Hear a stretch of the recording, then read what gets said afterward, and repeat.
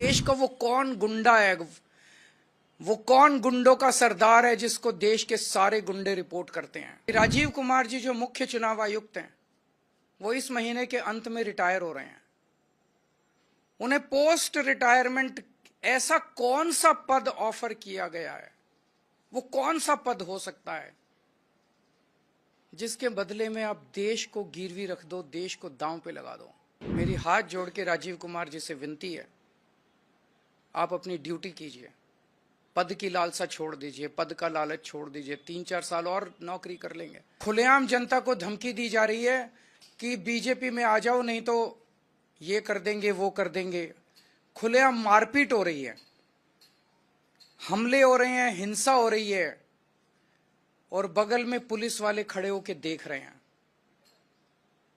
Police helpless है, police लाचार है, पुलिस बेसहारा है, वो कुछ कर नहीं पा रही है। ऐसा नहीं कि वो करना नहीं चाहते हैं।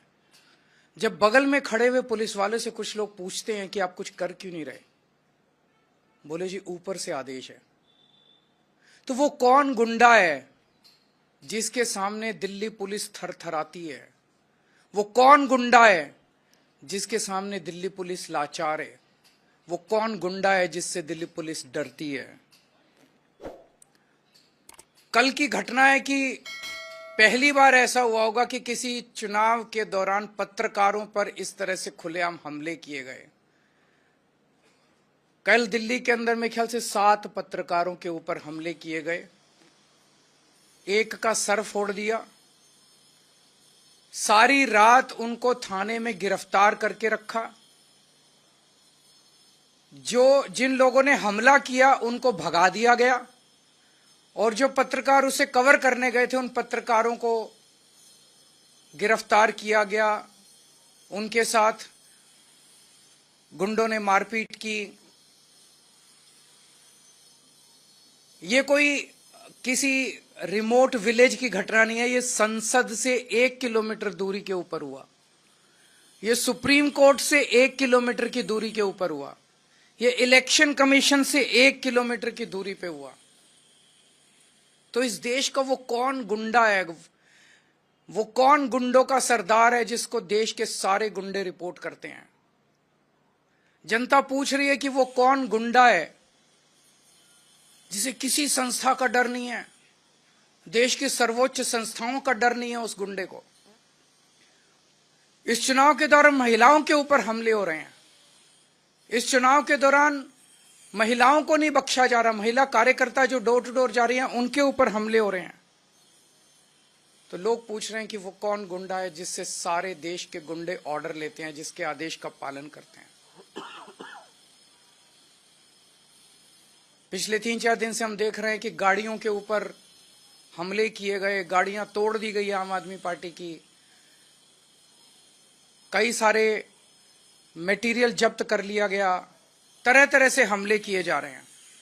तो अब जनता ने मन बना लिया, बाकी सारी चीजें एक तरफ, इस बार इनकी गुंडई को हराना है।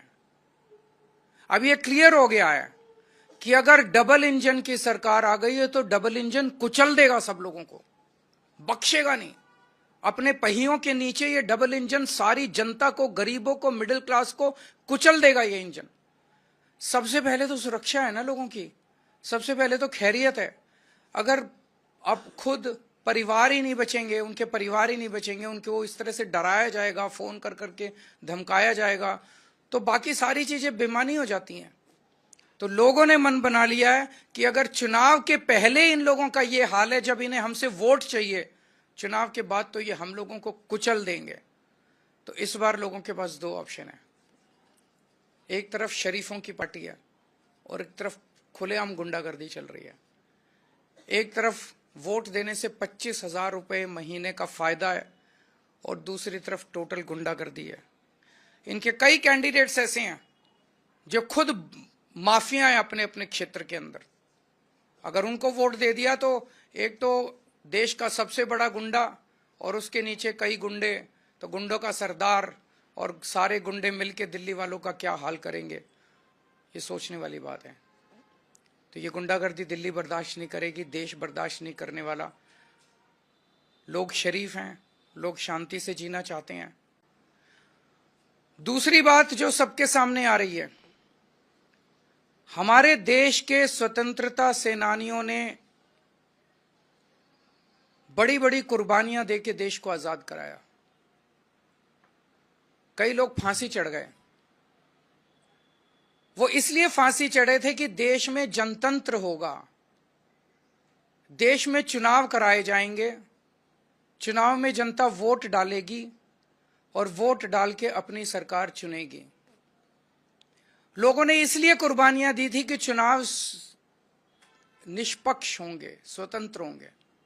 लेकिन आज जिस तरह से चुनाव आयोग ने भारतीय जनता पार्टी के सामने हथियार डाल दिए हैं, चुनाव आयोग ऐसे लगता है जैसे एग्जिस्ट ही नहीं करता। ये एक बहुत बड़ा प्रश्न खड़ा कर रहा है।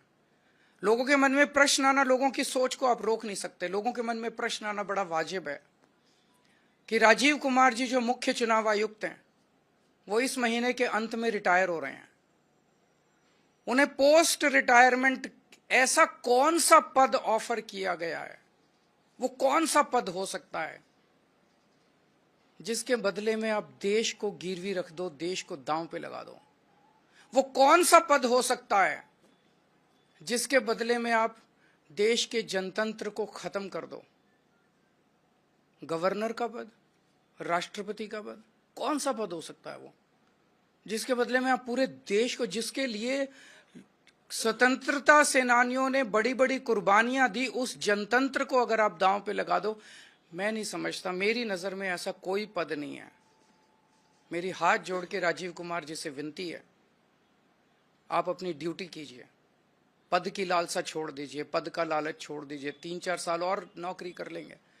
आपने तो इतने 40-45 साल नौकरी कर ली, इस देश ने आपको बहुत कुछ दिया है। अब अपने कैरियर के अंत में एक पद के लिए देश को गिरवी मत रखिए, देश के जनतंत्र को खत्म मत कीजिए। नमस्कार। कोई अगर एक आध क्वेश्चन है तो जो भी करना पड़ेगा करेंगे, लेकिन देश के जनतंत्र को किसी भी हालत में झुकने नहीं देंगे इनके सामने। आज सारा देश देख रहा है कि किस तरह से आम आदमी पार्टी का एक एक कार्यकर्ता इनकी गुंडागर्दी के सामने मजबूती से खड़ा होकर इनका मुकाबला कर रहा है। हम झुके नहीं, लड़ रहे हैं इनसे, देश के लिए लड़ रहे हैं, देश के जनतंत्र के लिए लड़ रहे हैं। चुनाव आयोग ने जो जवाब दिया था सोशल मीडिया पर, बयान भी जारी किया कि आप लोगों ने शिकायत दी है, किसी तरह की लिखित शिकायत? वहां पे बगल में पुलिस वाले खड़े हैं, तो क्या मेरे को आईपीसी की बीएनएस की कोई धारा दिखा दीजिए जिसमें ये लिखा हो कि अगर पुलिस वाला वहां खड़ा है और उसके सामने कत्ल हो रहा है तो जब तक उसको लिखित शिकायत नहीं दी जाएगी वो कत्ल को रोकेगा नहीं। ये क्या नौटंकी मचा रखी है इन लोगों ने? मैं देश पूछ रहा है कि देश का सबसे बड़ा गुंडा कौन है, देश पूछ रहा है।